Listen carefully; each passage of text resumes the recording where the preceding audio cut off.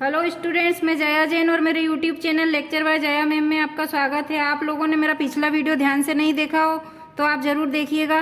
आज हम लोग उत्पादन संभावना वक्र के बारे में पढ़ेंगे। 12th बोर्ड एग्जाम में करीब 10 मार्क्स के प्रश्न इस टॉपिक से पूछे जाते हैं। अगर आपने बिना स्किप किए मेरा ये पूरा वीडियो लास्ट तक देख लिया तो मेरी गारंटी है कि वो 10 नंबर आपके पक्के हैं। और आप भी जानते हो कि 10 नंबर की आपके लिए क्या अहमियत होती है। ये टॉपिक सिर्फ 12th बोर्ड के लिए ही उपयोगी नहीं है, सभी तरह के कंपटीशन एग्जाम में जिनमें अर्थशास्त्र से संबंधित प्रश्न पूछे जाते हैं उन सभी के लिए ये वीडियो बहुत ही उपयोगी है।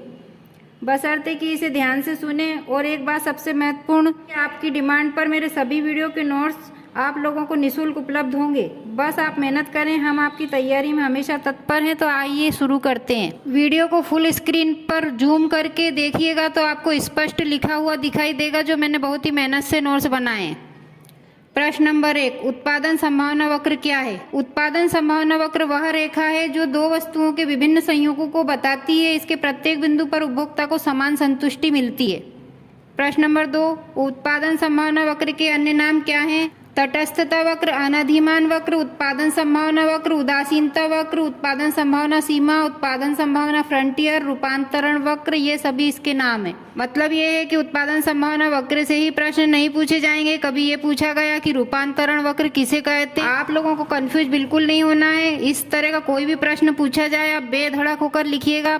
अगर आपने ये वीडियो पूरा देखा है तो आपके सारे डाउट क्लियर होने वाले हैं। अगला प्रश्न, एक उत्पादन रेखा चुनावों की सूची को बताती है। यह कथन किसका है? यह कथन सैमुअलसन का है। अगला प्रश्न, तटस्थता वक्र विश्लेषण का महत्व बताइए। आधुनिक आर्थिक विश्लेषण में तटस्थता वक्र का महत्वपूर्ण स्थान है। दो व्यक्तियों के मध्य विनिमय की सीमा ज्ञात करने के लिए इसका उपयोग किया जाता है। उदासीनता वक्रों की सहायता से करारोपण की नीति में आवश्यक सुधार भी किए जाते हैं। उपभोक्ता की बचत की माप हिक्स ने इस वक्र के जरिए ही संभव बताई है।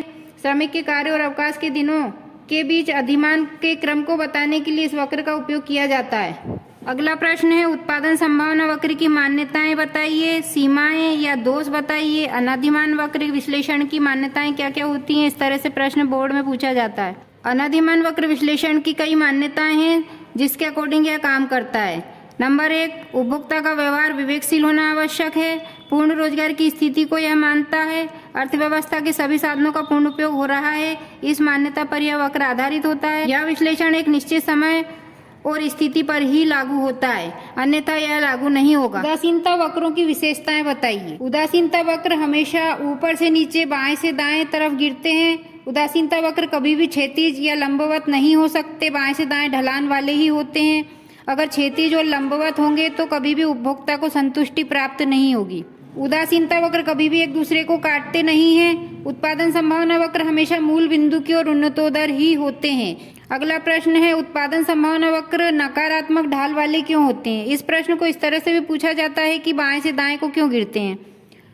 तो इसका उत्तर है, उदासीनता या तटस्थता वक्र हमेशा बाएं से दाएं नकारात्मक ढाल वाले ही होते हैं, क्योंकि जब एक उपभोक्ता किसी वस्तु का उपभोग करता है तो वह दूसरी वस्तु का उपभोग कम कर देता है। वस्तु की मात्रा कम या अधिक करने पर ही उपभोक्ता को समान संतुष्टि प्राप्त होती है। जैसा कि आप चित्र में देख रहे हैं, एक व्यक्ति 6 रोटी खाकर संतुष्ट होता है तो खाने की थाली में अगर चावल, मिठाई, सब्जी आदि बहुत सारी चीजें हैं तो वह रोटी की मात्रा कम करके अन्य चीजों पर भी ध्यान देगा। जब हम किसी वस्तु का उपयोग करते हैं तो एक वस्तु का उपयोग ज्यादा और एक का कम कर सकते हैं, या दूसरी वस्तु का उपयोग ज्यादा और पहली वस्तु का उपयोग कम कर सकते हैं। तो ये उत्पादन संभावना वक्र यही बताता है हमें। प्रश्न नंबर 8, उत्पादन संभावना वक्र क्षैतिज या लंबवत क्यों नहीं होते हैं? उत्पादन संभावना वक्र हमेशा दो वस्तुओं के विभिन्न संयोगों को ही बताते हैं, एक वस्तु के संयोग को नहीं बताते। इसलिए उत्पादनकर्ता जब दो वस्तुओं का उत्पादन करता है तो उसे समान संतुष्टि किस प्रकार से प्राप्त होगी, इस बात का उसे विशेष ध्यान रखना होता है। यह उत्पादन संभावना वक्र द्वारा पता लगाया जाता है कि उसे समान संतुष्टि कैसे प्राप्त होगी। इस वक्र को ऊर्ध्वाधर, लंबा, क्षैतिज नहीं बनाया जा सकता है। यह हमेशा एक्स और वाई अक्ष के समांतर ही होता है और मूल बिंदु के पास ही होता है। इसी प्रश्न को दूसरे तरीके से पूछा जा सकता है कि तटस्थ वक्र एक्स अक्ष के समांतर क्यों नहीं हो सकते? तटस्थ वक्र वाई अक्ष के समांतर क्यों नहीं होते? उदासीनता वक्र मूल बिंदु की ओर उन्नतोदर ही क्यों होते हैं? तो इस तरह का कोई सा भी प्रश्न पूछा जाएगा तो आपको यही लिखना है कि जब उत्पादन संभावना वक्र बनाया जाता है तो वह समान संतुष्टि के स्तर को प्रदर्शित करने के लिए ही बनाया जाता है। और दो वस्तुओं के विभिन्न संयोगों को बताने के लिए ही उत्पादन संभावना वक्र का उपयोग किया जाता है। इस टॉपिक को प्रश्न को कवर करने के लिए आपको पूरा वीडियो ध्यान से देखना है, स्किप नहीं करना है, नहीं तो यह समझ में नहीं आएगा। उदासीनता वक्र एक दूसरे को काटते क्यों नहीं है? तो उदासीनता वक्र एक दूसरे को काटते नहीं है क्योंकि ऐसा करने से दोनों वक्रों से समान संतुष्टि प्राप्त नहीं होगी। जैसा कि आप चित्र में देख रहे हैं, यहाँ पे उत्पादन संभावना के दो वक्र दिखाई दे रहे हों और ये दोनों वक्र उपभोक्ता की संतुष्टि को बता रहे हैं। जो मूल बिंदु के पास है वह कम संतुष्टि स्तर बताता है और जो थोड़ा सा दूर है वह अधिक संतुष्टि स्तर बताता है।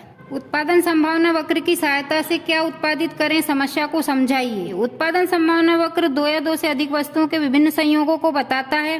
संसाधनों की कमी को देखते हुए उत्पादन संभावना वक्र के किस बिंदु पर अर्थव्यवस्था को सामाजिक कल्याण के अधिकतम करने के लिए क्या उत्पादन किया जाए। उत्पादन संभावना वक्र के जरिए पता लगाया जा सकता है कि क्या उत्पादन किया जाएगा तो अधिक से अधिक मुनाफा होगा। अधिक से अधिक लाभ प्राप्त करने के लिए इस वक्र का उपयोग किया जाता है। अगला प्रश्न है, तटस्थता वक्र विश्लेषण द्वारा एक उपभोक्ता के संतुलन की व्याख्या कीजिए। यह उदासीन वक्रों की सहायता से उपभोक्ता के साम्य को समझाइए। उपभोक्ता की आय निश्चित होती है, इसीलिए वह केवल कुछ वस्तुएं खरीदकर ही अधिकतम संतुष्टि पाना चाहता है। तो तटस्थ वक्र से यह बिंदु ज्ञात किया जा सकता है जिस पर उपभोक्ता को अधिकतम संतुष्टि प्राप्त हो रही है।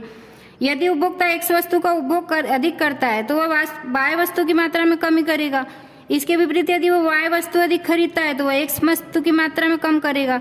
इस प्रकार उपभोक्ता साम्य अवस्था में ही रहेगा। अगला प्रश्न, उदासीनता वक्रों का एक दूसरे के समांतर होना आवश्यक है या नहीं, यह समझाइए। ऐसा आवश्यक नहीं है कि उदासीनता वक्र एक दूसरे के समांतर हों। यदि दो वस्तुओं की प्रतिस्थापन दर समान है तो वक्र एक दूसरे के समांतर होंगे और यदि दर समान नहीं है तो वक्र एक दूसरे के समांतर नहीं होंगे। जैसे कि रोटी और चावल का उदाहरण दिया था कि रोटी के स्थान पर चावल को खाया जा सकता है।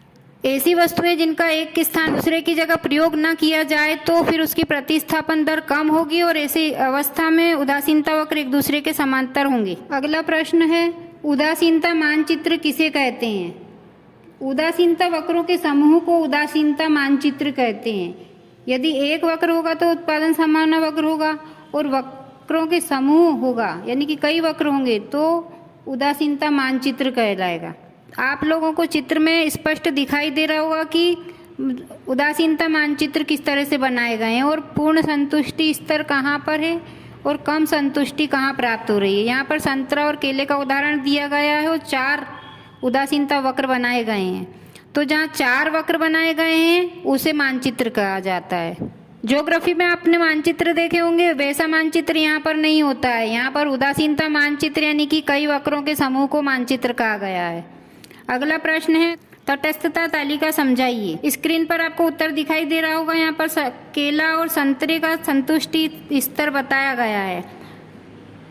पहले संयोग में अगर व्यक्ति 1 केला खाता है तो 4 संतरे खाकर संतुष्ट हो जाता है। उसकी कुल क्षमता 5 फल खाने की है तो वह 2 केले और 3 संतरे खा सकता है, 3 केले और 2 संतरे खा सकता है, 4 केले और 1 संतरा खा सकता है या 5 केले ही खा सकता है। इस तरह से जो तालिका बनाई गई उसे तटस्थता तालिका कहते हैं। वस्तु कुछ भी हो सकती है, यहाँ पर संतरा केवल उदाहरण के लिए लिया गया है। उत्पादन संभावना वक्र से संबंधित कोई भी प्रश्न आपके पास हो तो मुझे कमेंट बॉक्स में कमेंट करके पूछ सकते हैं, उसका उत्तर मैं अवश्य दूंगी। आप लोगों ने मेरा पूरा वीडियो देखा, इसके लिए बहुत बहुत धन्यवाद है। बहुत जल्दी आपको एक नए टॉपिक पर आप कमेंट करें उस टॉपिक पर भी वीडियो प्रोवाइड कराया जा सकता है। आपका सहयोग अपेक्षित है। चैनल को सब्सक्राइब करें, वीडियो को लाइक करें। धन्यवाद।